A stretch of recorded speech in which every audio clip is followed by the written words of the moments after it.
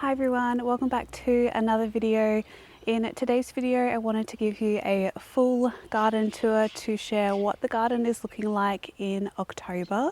It is currently the 11th of October when I'm filming this, so I wanted to share what the backyard flower farm is looking like, and then I will take you up to our cottage garden closer to the house and show you what we have planted up there. If you're new here, my name is Robyn and I live here on the south coast of New South Wales, Australia with my partner and our 2 cats. And I am currently quite pregnant, so if there's a little bit of heavy breathing throughout this video, that is why. But I did want to just catch you all up on what the garden is looking like at the moment. At the end of this video, I'm going to sit down and just do a bit of a catch up on what the channel is going to be looking like over the next few weeks, because our lives are definitely obviously changing, and I want to just share a few things with you on what you can expect from us over the next few months. So it is a lovely afternoon. Hopefully it stays quiet and dogs and neighbours are nice and quiet so I can get through this garden tour, but I will turn you around and share with you what our little flower farm is looking like at the moment, because it's changing quite a lot at the moment. This is a little overview of what the area is looking like, and I am very much slowing down on this space here. Obviously physically it's just a little bit difficult to be planting and harvesting and arranging and doing all that, so we are transitioning a lot of these beds into veggies, but there are a few beds that I am keeping as flowers, and I'm just sticking to my my easy varieties that I like to grow, that I can either dry or harvest really easily to be able to share bouquets over the next few months and throughout summer. We use a lot of no-dig principles here, so you will see cardboard, and this is all needing to be mulched, but I usually will apply kind of more regenerative practices with this space. I don't till it at all. The only thing we really do is broad fork it here and there if I feel it needs to be broken up a little bit, because we do have very clay soils. So all of these beds are about 8 meters long I've kind of expanded some and reduced some. They're about either 80 centimeters to a meter wide, and this is a really great space for a backyard flower farm. I do have flowers elsewhere on the property and lots of like native foliage, as you can see over there. So we've got flowers and things everywhere, but I'll take you through the rows individually to show you what we have planted, because it's not all flowers, as I said. Firstly, I have a row here that we're transitioning into veggies, but at the start of the row we have a bit of feverfew because I had some cuttings I needed to get in the ground, so I have that in there. And then we transition to all of our tomatoes that we have planted, and I have interplanted a lot of these with lettuce and spring onion. They're both pretty good companion plants for tomatoes, so you'll see I have my tomato plant down there.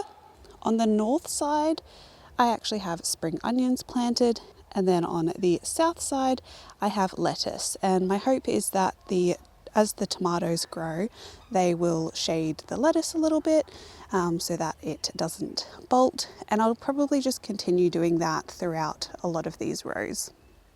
In terms of tomatoes, I have 4 moneymaker plants planted here, and I did start planting them in kind of like a straight line here, and then I transitioned to actually doing 2 per bed width wise and just to see what works better and how much space a lot of these tomatoes will need.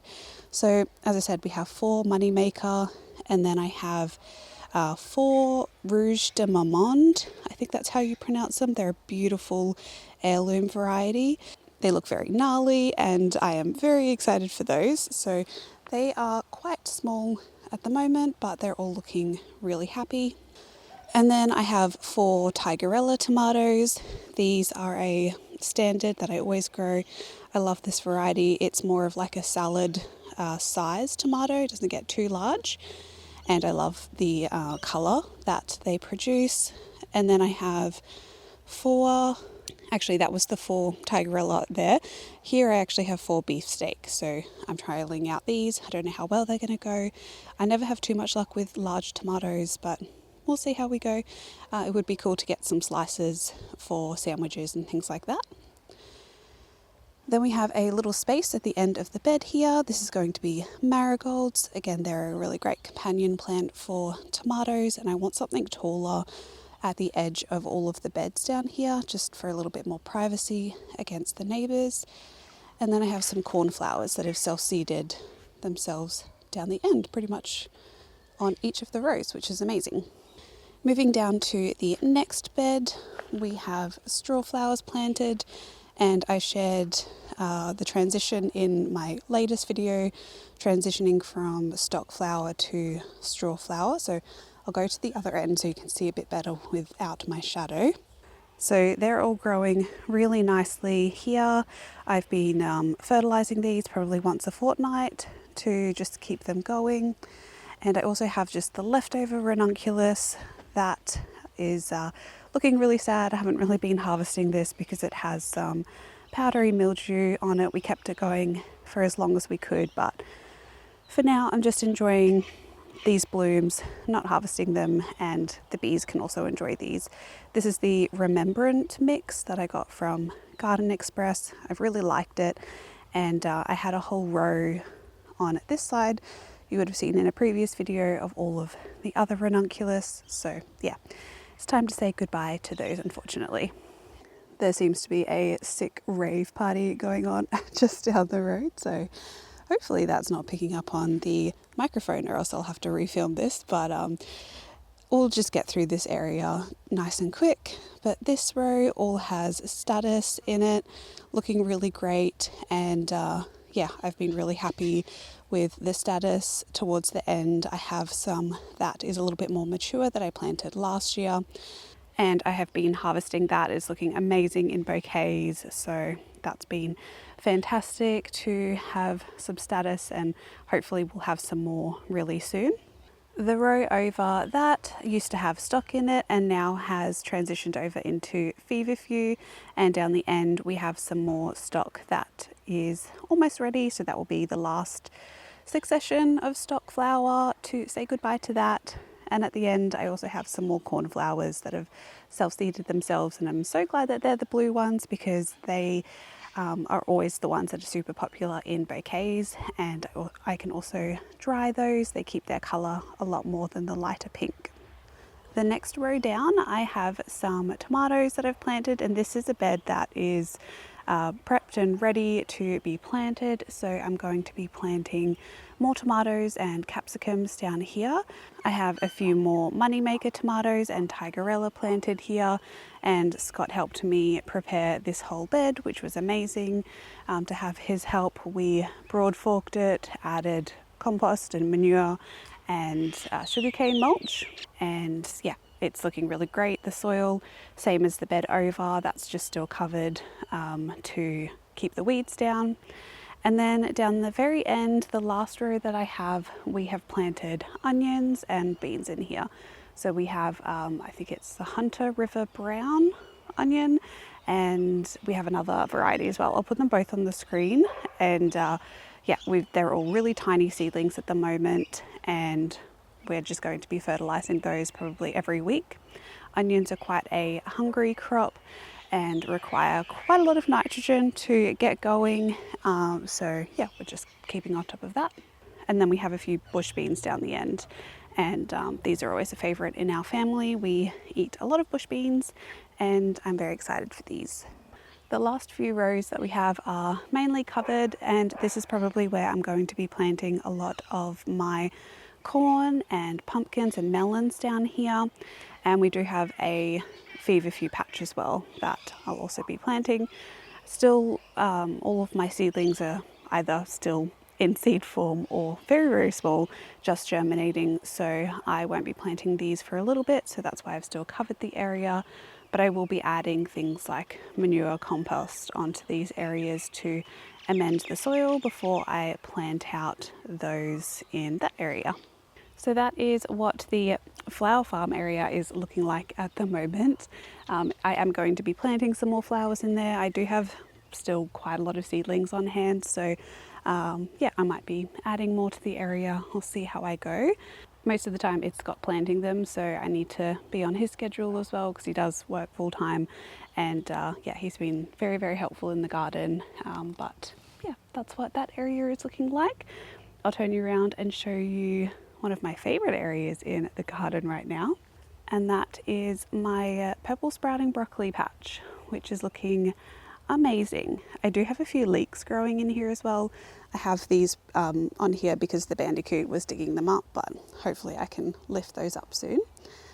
I have never grown broccoli that's just looked this good and hasn't been, I don't even want to say it, that hasn't been affected by the cabbage white moth butterfly, basically. Now that I've said that, it's probably going to get annihilated, but for now it's looking great. And I think that's just down to us really keeping on top of the soil health here. We've also been feeding this with worm tea and Charlie Carp fish emulsion fertilizer, so the plants are very, very healthy. So I'm hoping we get a fantastic crop of purple sprouting broccoli. The first ones are already starting, which is amazing. These are so delicious, and yeah, I am very impressed with how these have grown. There was one that didn't make it, and that's totally fine. I got heaps in this area, but I have planted some campanula in that space, so you can see some little seedlings in there. And this is just a trial to see if I like that plant or not. I think they're a pink variety that I'll put up on the screen. And yeah, I just had some space, so decided to get some seedlings in the ground here. On the other side of the broccoli, I have some red acre cabbage, which the cabbages haven't really done that well this year. I think, again, they got super damaged by slugs at the beginning, and then we had some warmer days, so I don't actually think we'll get any cabbage from these, but they're still really beautiful to look at, so I don't mind. And then the anemones are on their way out, unfortunately, but have been beautiful to look at, and we've been enjoying these in posies and jars in the house. They haven't really been long enough to be adding to a lot of bouquets. Occasionally I can add a few stems, but we haven't had enough rain this year for them to be super successful, which is fine. But this area, I'll probably take all of these out, and this is where I'm going to be planting my Roma tomatoes in here. This is our active compost bin and weed tea piles over there. There's a little blue-tongue lizard that lives in the sticks and logs here, which is so beautiful and is my best friend against the slugs. So I love having a blue tongue around. It can come out at night and eat as many slugs as it likes. This bed here is going to be more straw flowers probably. I've got 2 plants left that are looking pretty sad, but I'll probably cardboard this and then mulch it. This compost bin is finished. We are just letting it sit, and Scott's probably, I think he's turning it every week or so. So that is breaking down really nicely. Across from that bed, Scott has started to mulch this area where we just have some perennials. We've got some acacias planted. I have a snowball viburnum, another hydrangea, and this is going to all be interplanted with straw flower and statice for drying. So it'll be nice and close to the house, so we can just make the most of all of this space. The snowball viburnum has been so beautiful. It did have a lot more blooms on it. I did cut a few just for a really special arrangement that I was putting together, and yeah, it's still got, I did leave a few because I wanted to enjoy them myself, but this plant is so beautiful. It has gorgeous autumnal foliage when autumn comes around, and has grown really well in this space. We need to just keep mulching this area, but I also have a Shasta daisy here, and then over towards this shed was the in-ground potato area. We actually harvested one of the plants the other day, and I made a delicious potato salad with those potatoes. So these are all Nicola potatoes and they're ready to harvest. So I'll probably be pulling these out maybe this weekend or next week. And yeah, probably planting maybe beans in this patch, I think. And then moving over, this is the cottage garden here. I'll stand at the top so you can see what the view looks like. This is what we're working with at the moment, and yeah, I'll really quickly walk through this. I've kind of done heaps of walks through on this before, but I'll just very briefly show you. In this area we have a David Austin rose that is just about to come into bloom. We've got some sad looking cabbages, but they're still just providing that beautiful colour that I love. Lots of herbs. We've got parsley, 2 types of parsley, one of which is actually going to seed, which is fine. Lots of self-seeded coriander, silver beet, society garlic, rosemary, but the star of the show has definitely been the snow peas. These are the Oregon sugar pod snow peas, and we've been harvesting so many bowls of these and they're almost done now. There's kind of just a few signs of sickness and disease, so I'll be retiring these plants soon and probably planting some tomatoes here, probably some of the bush varieties like pink Thai egg, and I'll just use the trellis to help with that. Not that they need too much trellising, but it'll just help support them a little bit with our strong winds that we get. Got a lavender here, some kohlrabi, which didn't really do that well this year just with all of the slug damage, but again, still providing a nice pop of colour. On the other side we have all of our potatoes in pots. We've got just some random potatoes, like organic potatoes from the farm shop that I put in some pots. We have Dutch creams, Kennebec, and some more Nicola potatoes in those, and the earlies like the Nicola are ready to harvest, and the Dutch creams I think will probably need another week or two, and then I'll start pulling from those. And I think the Kennebec might take a bit longer, but that's okay. We can't eat that many potatoes all at once. I have a lemon balm in a pot. I like to grow this in pots just because it can tend to be very aggressive in its growth, so I like to contain it. All of these jonquils need to be cut back. They'll be cut back in the next week or so. I was just giving them a little bit more time. And then we have our sad looking cabbages again. Some of them, they might head up, but I don't think they will. I think it was just too bad with all the slugs.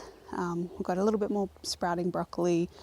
A few of them, these are the green acre cabbages, like they've headed up, but then they've been damaged by slugs, which it should still be okay. I still should be able to harvest it and eat most of these cabbages, but yeah, just been dealing with slugs and snails this year. At the end is our hydrangea that has come back beautifully. It is almost the size of the shed again, and I cut this back in a video. I know it seemed very harsh in the video cutting it back, but you can see all of the beautiful new growth that it has, and most of these I think will be viable to have flowers because they're all from second year wood.